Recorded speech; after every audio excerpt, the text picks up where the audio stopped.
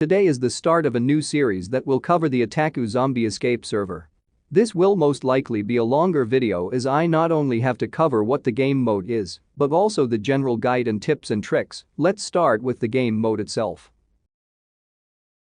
The standard zombie escape map will start with 2 zombies being chosen, and the survivors must run forward to a defense point. This can be a vehicle, door, or anything really. They must defend for a certain amount of time as shown in chat.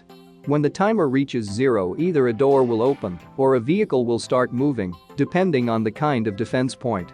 The survivors will then continue running towards another defense point.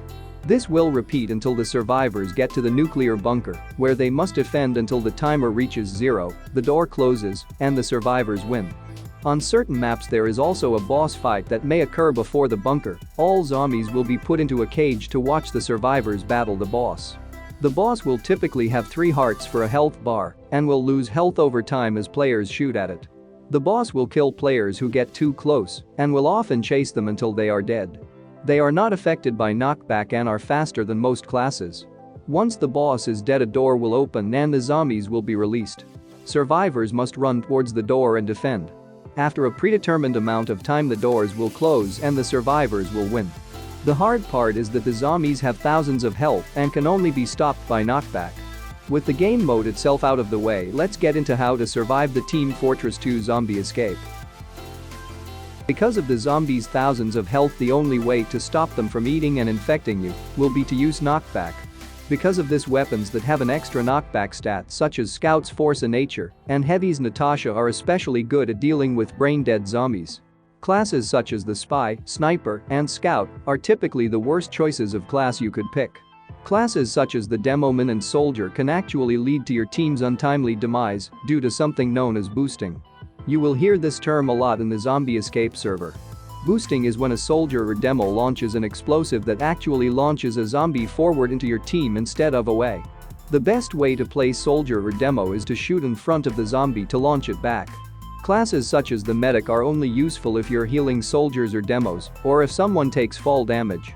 They can't heal players from zombie damage as zombies will one-shot any class with their melee.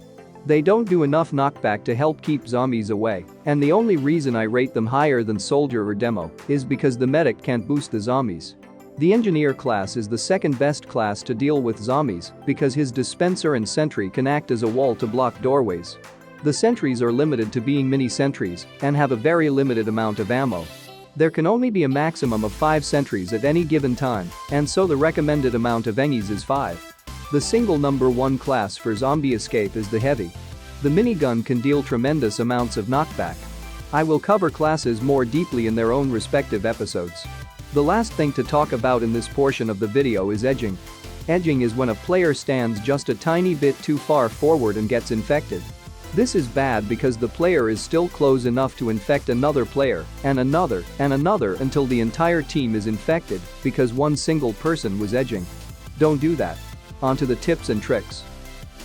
The Engineer's Wrangler can increase the durability of their sentry to become a barricade with a 66% damage resistance. Use this if your team is retreating and the zombies are a bit further behind. The vehicles in zombie escape can be quite glitchy sometimes, and it is recommended that when in an elevator, don't touch the walls. When in a boat, don't jump, and in a helicopter, do the Kazatsky kick. Type !taunt in chat to open a menu on the left side of your screen. Use your numbers to navigate this menu. With this menu you can use any taunt in the game that is available to your class. Alright, that's another video done. Now I really hope that producer Ngman gets a good thumbnail cause the recent thumbnails were kinda trash. Yes, they were. Thank you for agreeing with me. A friend told me I should use 3D paint or something, I dunno. I'm probably going to do a zombie heavy guide next, and then maybe a trolldeer video, who knows. I should note that I made a mix-up with the Man vs. Machine event. If you don't know what I'm talking about, on November 1st me and a few of my friends will be going on our first MVM tour that I will mostly be paying for. On that day will also be a voice reveal and a sneak peek and a few upcoming series that may start after the zombie series. Oh, I also gotta start an unnecessary argument with editor Ngman for comedy. Ngman, your editing is trash. You heard me, trash. Yes, we are doing this. Because comedy now follow the damn script. Wait, what? You can't do that. I won't let you. I.